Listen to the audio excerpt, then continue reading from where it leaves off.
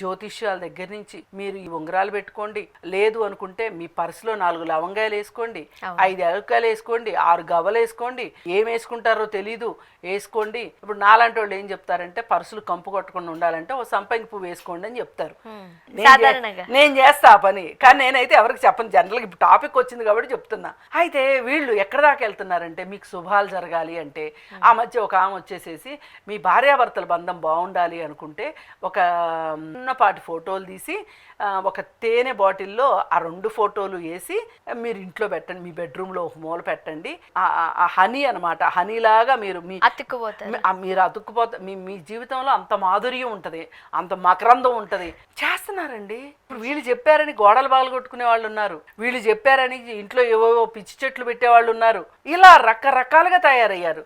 తాయెత్తులు కట్టుకునే వాళ్ళు. ఇక ఉంగరాల సంగతి అయితే చెప్పక్కర్లేదు, రంగురాళ్ళ వ్యాపారం.